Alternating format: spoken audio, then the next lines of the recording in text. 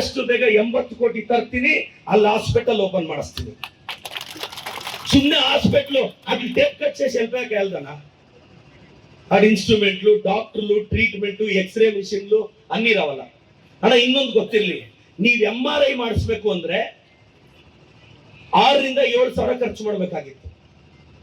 ನಾನು KE ಅಂದ್ರೆ 12 ಕೋಟಿಯಲ್ಲಿ building ತಂದು 8 ಕೋಟಿ 20 ಕೋಟಿಯಲ್ಲಿ MRI ಮಿಷಿನ್, ಇನ್ನೊಂದು 2-3 ತಿಂಗಳಿಗೆ ಗವರ್ಮೆಂಟ್ ಹಾಸ್ಪಿಟಲ್ MRI ಕೂಡ ಫ್ರೀ ಮಾಡಿಸ್ಕೋಬಹುದು ನೀವು. ನಮ್ ಜಿಲ್ಲೆಯಲ್ಲಿ ಎಲ್ಲೂ ಇಲ್ಲ, ಕೋಲಾರ್ಗೆ ಹೋಗ್ಬೇಕಾಗಿತ್ತು. ಈಗ ನಮ್ ಜನಕ್ಕೆ MRI. ಅಣ್ಣ ಇಷ್ಟೆಲ್ಲ ಅಭಿವೃದ್ಧಿ ಆಗ್ತಿದೆ.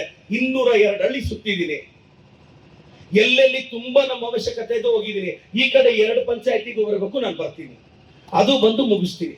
ಹಿಂಗಾರ ಒಂದು ಪವರ್ ಎತ್ಕೊಂಡು ವಸ್ತಾ మనూరికి ಒಂದು పొద్దు ఉండాడట. ఇంక 2 నెలలు వెయిట్ చేయండి, రోజు పవర్ఫుల్ గా వస్తాను మన పంచాయతీకి. ದೊಡ್ಡ ಪೇಲಿಯೂರ್కి, ಪೆರೇಸಂದ್ರ, ನಾನು ಇನ್ನೂ ಪವರ್ಫುಲ್ ಆಗಿ ನಮ್ಮ ಪಂಚಾಯತಿಗೆ ಇಳಿತೀನಿ. ನನ್ನ ಮೇಲೆ ನಂಬಿಕೆ ಇಡಿ. నేను అనుకుంటే చేస్తానో. నాకు నమ్మక ಮುಂದೆ ఇంకొక 2 నెలలు ఊరికే ఉండంಡ. ನಮ್ಮೂರಿಗೆ ಬಂದ್ರೆ ತುಂಬಾ ಪವರ್ಫುಲ್ ಆಗಿ ಇಳಿಬೇಕು. ನಾನು ನಮ್ಮೂರ್ ಮನೆಗೂ ಸುತ್ತೀನಿ, ಅವ್ರ ಕಷ್ಟ ಕೇಳ್ತೀನಿ. ಸೈಟ್ಗಳದ್ದು ಸಮಸ್ಯೆ ಇತ್ತು, ಪ್ರತಿ ಬಡವರಿಗೂ ನನ್ನ ಸೈಟ್ ಅದೊಂದು 4-5 ಮೀಟಿಂಗ್ ಮಾಡಿದ್ದೀನಿ. ಇನ್ನು 4 ರಿಂದ 5 ತಿಂಗಳಲ್ಲಿ ಯಾರಿಗೆಲ್ಲ ಸೈಟ್ ಇಲ್ವೋ ನಾನು ಹೇಳ್ತಾ ಇದ್ದೀನಿ, ಅಣ್ಣ ಎಲೆಕ್ಷನ್ ಇದೆ ಅಂತ ನಕಲಿ ಹಕ್ಕುಪತ್ರ, ಈಗ ಹಕ್ಕುಪತ್ರ ತಗೊಂಡಿರೋರು ಗೊತ್ತಾ ಈ ಸೈಟ್ ಆಡುತ್ತೇನೆ 3 ఏండ్లు ఇది ఇప్పించుకొని పుడుకరా పాయింట్స్ వస్తాను. పుడుకు వచ్చి స్వామి నా ఈ సైట్ అని ఊరికే ఇచ్చినారు. మీకే తెలియదు సైట్ యావదేని. ఏం 75,000 ఓట్లు గుద్దిందే ఏదమ్మా. ఆ పత్రం ఎత్తుపోయి చూడండి ಅಮ್ಮ, ಒಗೇ ₹1 ಸ್ವಾಮಿ ಈಗ ನಾ ಸೈಟ್ ಇದೆ ಅಂತ ಸುಪ್ಪಿಯಂಡ. ಸುಮ್ಮನೆ ಈಗೆಲ್ಲ ಕ್ಯಾನ್ಸಲ್ ಮಾಡಿ ಹೊಸದಾಗಿ ನಾನು 15,000 ಸೈಟ್ ಹಂಚ್ತೀನಿ. ನಾನು ಸೈಟ್ ಹಂಗೆಲ್ಲ ಕೊಡಲ್ಲ. ಫಸ್ಟ್ ಸೈಟ್ ಮಾರ್ಕ್ ಮಾಡಿ, ಈಗ ಎಂಟಮ್ಮಕ್ಕ ಸೈಟ್ మీద నిలబెట్టి ಈಗ 2013 ಇದಿದೆ, ಆడ ಪಶು ಭೂಮಿ ಚಾಯಮ್ಮ ಕಾಳಕ್ ನಮಸ್ಕಾರ ಬೇಸ್ಕೊಂಡು ಸೈಟ್ ಇಸ್ತಾರೆ.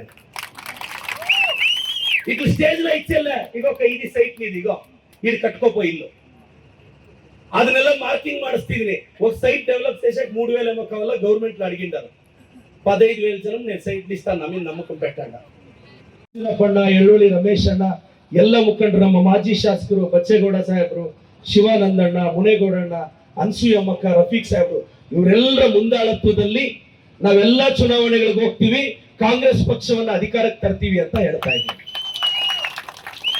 ಪೆರೇಸಂದ್ರಕ್ಕೆ 20-25 ವರ್ಷ ಆಗಿತ್ತಣ್ಣ ರೋಡ್ ಹಾಕಿ. ನಾನು ಆ ರೋಡು ಇನ್ನೂ ವೈಡ್ ಮಾಡಬೇಕಾಗಿತ್ತು. ಆ ಟೆಂಟ್ ಹತ್ರ ಇಲ್ಲ, ಬಡವ್ರ ಮನೆ ಒಡೆಯೋದ್ ಬೇಡ ಅಂತೇಳಿ ಯಾರಿಗೂ ತೊಂದರೆ ಆಗ್ದಂಗೆ ರೋಡ್ ಹಾಕಿ, ಒಳ್ಳೆ ಲೈಟ್ಸ್ ಹಾಕಿ, ಒಂದು 4 ಕೋಟಿ ರೂಪಾಯಿ ಕ್ರಾಸ್ ಇಂದ ಊರಿಗೆ ರೋಡ್ ಹಾಕ್ಸಿದೀನಿ. ಅದು ಸ್ವಲ್ಪ ಅದು ವೈಟ್ ಮಾಡೋದ ಬೇಡವಾ ಅನ್ನೋದಕ್ಕೆ ಒಂದು 6 ತಿಂಗಳು ಡಿಲೇ ಆಯ್ತು. ಆದ್ರೆ ನಮ್ಮೂರವ್ರಿಗೆ ಯಾರಿಗೂ ತೊಂದರೆ ಆಗ್ಬಾರ್ದು ಅಂತ ಸರ್ಕಾರದಲ್ಲಿ ಒಪ್ಪಿಸಿ ಮಾಡಿದೀನಿ. ಈಗ ಇಲ್ಲಿಂದ ಚಿಕ್ಕಬಳ್ಳಾಪುರ ನನ್ನ ಕ್ಷೇತ್ರದ ಬಾರ್ಡರ್ವರೆಗೂ, ಅಂದ್ರೆ ರೇಣಮಕ್ಕಳ್ಳಿ ಬಾರ್ಡರ್ವರೆಗೂ 5.5 ಕಿಲೋಮೀಟರ್ ಈ ರೋಡ್ 2 ಲೇಯರ್ ಆಗುತ್ತಣ್ಣ. ನನಗೆ ಮತ್ತೆ 5 ವರ್ಷ ಮೇಂಟೆನೆನ್ಸ್ ಕಾಂಟ್ರಾಕ್ಟರ್ಗೆ ಕೊಟ್ಟಿದೀವಿ. ಒಂದು ಗುಣಿ ಬಿದ್ರು ಆತನ ಜವಾಬ್ದಾರಿ. ಈ 2 ರಸ್ತೆಗೆ 10 ಕೋಟಿ ತಂದಿದ್ದೀವಿ. 2033ಕ್ಕೆ ಚಿಕ್ಕಬಳ್ಳಾಪುರಕ್ಕೆ ಮೆಟ್ರೋ ಬರುತ್ತೆ. ನನ್ನ ಮೇಲೆ ನಂಬಿಕೆ ಇಡಿ. ಇನ್ನು 10 ವರ್ಷದಲ್ಲಿ ಪೆರೇಸಂದ್ರನ ತಾಲೂಕು ಮಾಡ್ತಿರ್ತೀನಿ. ಪೆರೇಸಂದ್ರನ ತಾಲೂಕು ಮಾಡಬೇಕು ಅನ್ನೋದೇ ನನ್ನ ಕನಸು.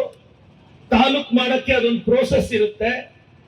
ఇంకో 10 ఏళ్ళకి పెరేసంద్రం తాలూకు చేస్తాను, మీ జమీన్లకు మంచి రేట్లు వస్తుంది. ಈಗ ಅಣ್ಣ ನನಗೆ ನೀವು ನನ್ನನ್ನು 30 ವರ್ಷದಿಂದ ನೋಡಿದ್ದೀರಾ. ನನಗೆ ಇವತ್ತಿಗೂ ರಾಜಕಾರಣ ಗೊತ್ತಿಲ್ಲ, ಒಳ್ಳೇದು ಮಾಡ್ಕೊಂಡು ಹೋಗಿದ್ದೀನಿ. ಕಮ್ಗಾನಹಳ್ಳಿ ಊರೂರೇ ನನ್ನ ವಿರುದ್ಧ ಇತ್ತು. ಆದ್ರೂ 10 ವರ್ಷ ಅದಕ್ಕೆ ಯಾರು ರೋಡ್ ಹಾಕಿರ್ಲಿಲ್ಲ. ನಾನು ಗೆದ್ದಿದ ತಕ್ಷಣ 1 ಕಿಲೋಮೀಟರ್ ರೋಡ್ ಹಾಕಿಸ್ತೆ. ಮನ್ಸಲ್ಲಿ ಏನಾದ್ರು ಇಟ್ಕೊಂಡಿದ್ರೆ ಹಾಕಿಸ್ತಿದ್ದೇನಲ್ಲ. ಕಮ್ಗಾನಹಳ್ಳಿ ಊರೂರೇ ನನ್ನ ವಿರುದ್ಧ ಇತ್ತು.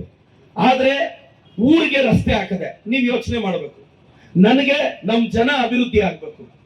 ಅರೂರ್ ಪಕ್ಕದಲ್ಲಿ ಆವಲ್ನಾಗೇನಹಳ್ಳಿಯಿಂದ ಸ್ಟಾರ್ಟ್ ಆದ್ರೆ ಅಡಕಲ್ವರೆಗೂ 4 ರಿಂದ 5 ಕಿಲೋಮೀಟರ್ ಇದೆ. ಇವತ್ತು ಆ ಭಾಗದ ಹಳ್ಳಿಗಳೆಲ್ಲ ಪಾಪ 10 ವರ್ಷದಿಂದ ಅವ್ರ ಮೇಲೆ ಕಾಳಜಿ ಇದ್ದಿದ್ರೆ ಒಂದು ರಸ್ತೆ ಆಗ್ಬೇಕಾಗಿತ್ತು. ನಿಮ್ ತೋಟಗಳಿಗೆ ಅನುಕೂಲ ಆಗೋದು, ಟ್ರ್ಯಾಕ್ಟರ್ ಹೋದ್ರೆ ಬೆಳೆಗೆ ಅನುಕೂಲ ಆಗೋದು. ಇವತ್ತ 4 ಕೋಟಿಗೆ ಎಸ್ಟಿಮೇಟ್ ಮಾಡಿದೀನಿ. 2-2.5 ಕೋಟಿಯಲ್ಲಿ ಆವಲ್ನಾಗೇನಹಳ್ಳಿಯಿಂದ ಸ್ಟಾರ್ಟ್ ಮಾಡಿ ಅಡಕಲ್ವರೆಗೂ ರೋಡ್ ಇನ್ನೊಂದು 3-4 ತಿಂಗಳ ಕೆಲಸ ಸ್ಟಾರ್ಟ್ ಮಾಡ್ತಿದ್ದೀನಿ.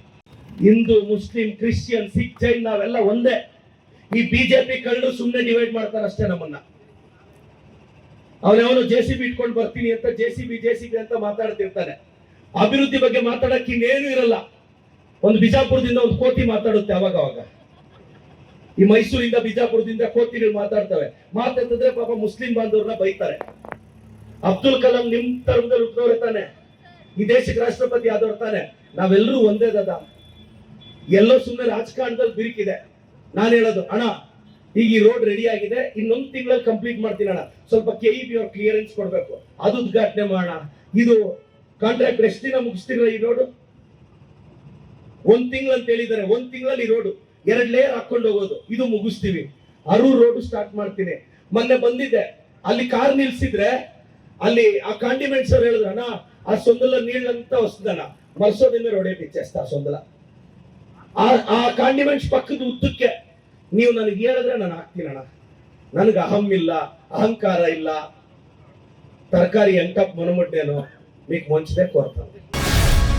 ಗ್ಯಾರಂಟಿ ನ್ಯೂಸ್, ಸುದ್ದಿ ಖಚಿತ, ನ್ಯಾಯ ನಿಶ್ಚಿತ.